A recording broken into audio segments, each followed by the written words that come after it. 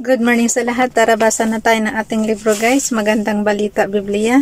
Today is 28 September 2024. Nandito na tayo sa aklat ng Mateo chapter 14.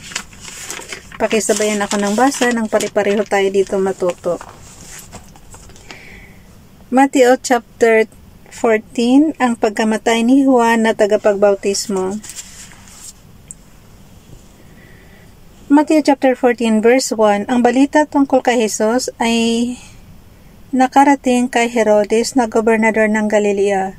Verse 2, kaya't nasabi niya sa kanyang mga lingkod, si Juan na tagapagbautismo iyon, siya ay muling nabuhay kaya't nakakagawa ng mga himala. Verse 3, itong si Herodes ang nagpahuli kay Juan, ipinagapos niya ito at ipinabilanggo dahil kay Herodias na asawa ng kapatid niyang si Felipe. Verse 4, sapagkat sinabi ni Juan kay Herodes, hindi matuwid na magsama kayo ng asawa ng iyong kapatid. Verse 5, ibig ni Herodes na ipapatay si Juan, ngunit natatakot siya sa mga Hudyo sapagkat kinikilala nilang propeta si Juan na tagapagbautismo. Verse 6, nang sumapit ang kaarawan ni Herodes, sumayaw ang anak na babae ni Herodias sa harap ng mga panauhin. Labis na nasiyahan si Herodes, verse 7, kaya't sumampa siyang ibibigay sa dalaga ang anumang hingi nito. Verse 8, sa udyok ng kanyang ina, sinabi ng dalaga sa hari, ibigay po ninyo sa akin ngayon din sa isang pinggan ang ulo ni Juan na tagapagbautismo. Verse 9, nalungkot ang hari, ngunit dahil sa kanyang pangakong narinig ng mga panauhin, iniutos niyang ibigay sa dalaga ang ulo ni Juan. Verse 10, kaya't pinapugutan niya si Juan sa bilangguan. Verse 11, inilagay ang ulo sa isang pinggan at ibinigay ito sa dalaga. Dinala naman ito ng dalaga sa kanyang ina. Kadiri namang regalo yun. Siguro dumudugo pa yung ulo na yun. Pasintabi lang sa mga kumakain. Nag-imagine lang kasi tayo, pero pinugutan ng ulo si Juan. Verse 12, dumating ang mga alagad ni Juan, kinuha ang kanyang bangkay at inilibing pagkatapos ibinalita nila kay Jesus ang nangyari. Ang himalang pagpapakain sa 5,000. Matthew chapter 14 verse 13.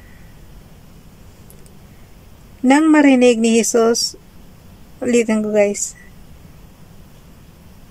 Matthew chapter 14 verse 13, nang marinig ni Jesus ang pagkamatay ni Juan, sumakay siya sa isang bangka at pumunta sa isang lugar na walang tao. Ngunit nang mabalitaan naman iyon ng mga tao, sila naglakad papalabas sa kanilang bayan at sinundan si Jesus. Verse 14, pagdating ni Jesus sa dalampasigan, nakita niya ang napakaraming taong iyon. Nahabag siya sa kanila, kaya't pinagaling niya ang mga may sakit na dala nila. Verse 15, nang dapit hapon ay lumapit sa kanya ang mga alagad, sinabi nila, malapit na pong lumubog ang araw at ilang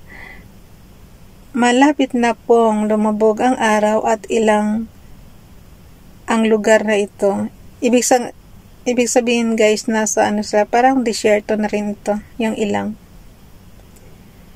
Lumubog ang araw at ilang ang lugar na ito. Papuntahin na po ninyo sa mga kalapit na nayon ang mga tao upang makabili ng kanilang makakain. Verse 16, hindi na sila kailangang umalis, kayo ang magpakain sa kanila, sabi ni Jesus. Verse 17, sumagot sila, wala po tayong pagkain kundi 5 tinapay lamang at 2 isda. Verse 18, dalhin ninyo rito, sabi niya. Verse 19, pinaupo niya sa damuhan ang mga tao. Kinuha ang 5 tinapay at 2 isda. Tumingala siya sa langit at nagpasalamat sa Diyos. Pinaghati-hati niya ang mga tinapay at iniutos sa mga alagad na ipamahagi iyon sa mga tao.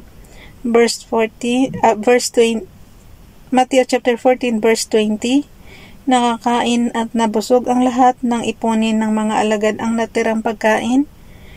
nakapuno pa sila ng 12 kaing ng tinapay. Verse 21, may 5,000 lalaki ang nakakain bukod pa sa mga babae at mga bata. Alam nyo guys, sa generation natin ngayon, itong ganitong himalang pagpapakain, parang sharing to. For example, tayo, may pupuntahan tayo isang events. Tapos, halimbawa, matagal tayo doon. Parang sharing siya na tayo lahat may mga kanya-kanyang baon. So, pinagsama-sama yan. Kaya nakakapagpakain ng ganong karami. Pero sa panahon ni Jesus, sabi lang dito, yung may 5 lang silang tinapay. Pero napagkasya sa 5,000. So kung iintindihin mo sa panahon natin ngayon, sharing nga ng pagkain yun. Parang, magdala ka ng ganito, magdala ka ng ganito. Parang, so mabubusog ka talaga kasi pinagsama-sama mo yung pagkain. Sa generation natin yun ang interpretation natin. Kasi guys, sa panahon natin ngayon, yung 5 tinapay, isang tao lang ang kakain yan. Di ba? So, pag inintindi mong literal sa generation natin, hindi ganon. So, ibig sabihin nun, may kanya-kanya tayong baon na pagkain, tapos sharing na nga lang. Yung pagsama-samahin mo na lang, so marami na nga, yung sobra-sobra na yun. Okay, nandito na tayo sa Mateo chapter 14 verse 22. Lumakad si Jesus sa ibabaw ng tubig. Mateo chapter 14 verse 22, agad pinasakay ni Jesus sa bangka ang mga alagad at pinauna sa kabilang ibayo, samantala pinauwi naman niya ang mga tao. Verse 23, matapos niyang paalisin ang mga ito, mag-isa siyang umakyat sa bundok upang manalangin. Nag-iisa siyang inabutan doon ng gabi. Verse 24, samantala ang bangka ay nasa laot na, ngunit sinasalpok ito ng mga alon dahil sa pasalungat ito sa hangin. Verse 25, nang madaling araw na sumunod sa kanila si Jesus na naglalakad sa ibabaw ng tubig. Verse 26, kinilabutan sa takot ang mga alagad nang makita nilang may lumalakad sa ibabaw ng tubig. Multo, sigaw nila. Verse 27, ngunit nagsalita agad si Jesus at sinabi sa kanila, huwag kayong matakot, ako ito. Verse 28, sinabi ni Pedro, Panginoon, kung talagang ikaw nga iyan, hayaan mong ako'y pumunta sa iyong kinaroroonan diyan sa ibabaw ng tubig. Verse 29, sumagot siya, halika. Mula sa bangka ay lumakad si Pedro sa ibabaw ng tubig papunta kay Jesus. Verse 30, ngunit nang mapansin niya na malakas ang hangin, siya'y natakot at nagsimulang lumubog. Panginoon, sagipin ninyo ako, sigaw niya. Verse 31, agad siyang inabot ni Jesus, bakit ka nag-alinlangan? Napakaliit ng iyong pananampalataya, sabi niya kay Pedro. Verse 32, pagkasakay nila sa bangka, tumigil ang hangin. Verse 33, at sinamba siya ng mga nasa bangka, tunay nga pong kayo ang anak ng Diyos, sabi nila. Tayo mga ordinary na tao guys, huwag natin subukan maglakad sa laot, kundi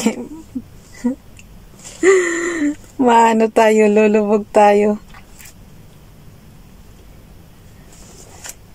Pinagaling ni Jesus ang mga may sakit sa Genesaret.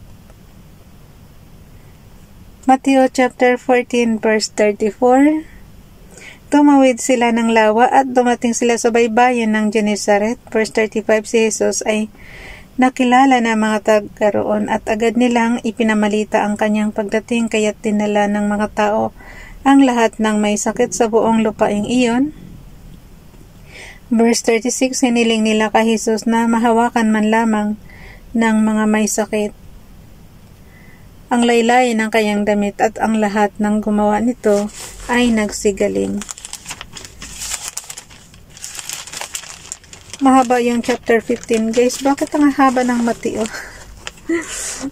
Bukas na natin basahin tong chapter 15 for 29 September 2024. Konti na lang guys, malapit na natin matapos yung Bible. Konti na lang talaga. Nawa hindi na to abutin ng December. Bye everyone. God bless.